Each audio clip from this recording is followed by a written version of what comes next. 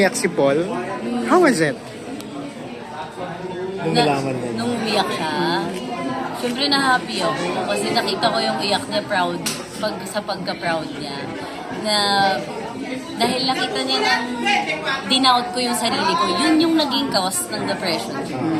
Yun yung naging effect. Parang dinout ko yung sarili ko kung meron pa ba akong future sa showbiz, meron pa ba akong focus na lang ba ako sa architecture, meron, ganon yung naging epekto sa akin na di na ako ever papayat, ang taba ko na talagang tao, ganon yung naging mindset ko na until one day, nagising ako, sabi ko, napapagod na ako magising ng everyday malungkot.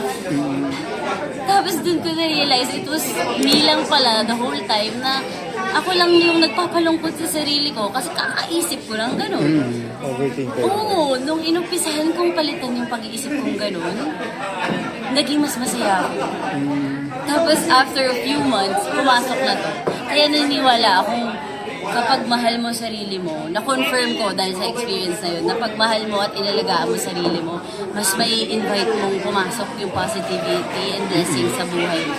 Eh, good thing hindi mo rin nahihila si Paul pa Oo, no? sa pababa o sa depression mo, diba? Kasi Hindi naman.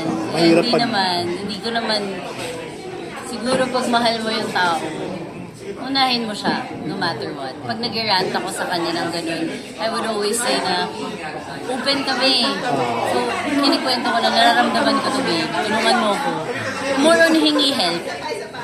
Hindi, yung iba, baka, nilalabas kasi sa away. Inaaway na lang yung partner nila, kaya nahahawa. Hindi naman kami ganun. So, paano nga bumalik yung ano? Yung, Oo, sabi mo kasi tumaba ka, although Oo. hindi namin nakita kasi. Talaga, oo, kasi nga, buti na lang, hindi nyo nakita. Kasi mga post niya half lang. Oo, buti na lang, zoom in. I started working out. Na-diagnose ako ng PCOS early this year. Tapos, it made more sense, kaya pala ako hirap na hirap din magpapayat. Nag-start akong, I signed a deal with my derma, na family friend namin, si Doc Sheena. Tapos, nag-start kaming mag-plan ng mga support ng mga machine, tapos mga injectables na pwedeng makatulong sa pagpapabilis ng pagpapapayat. And then, with that, I started working out and diet. Kasi syempre, yun pa rin yung pinakamabilis. Yung mga focus ko yung pure na diet and workout lang, I focused on that mga 3 months. I lost around almost 9 pounds. Almost 10 din. 9 pounds. Napababa ako. Starting weight ko nung nag-diet ako, nasa 150. Laki. Yun yung pinakamalaki ko. Tapos, ngayon naman, nasa 130 na ako.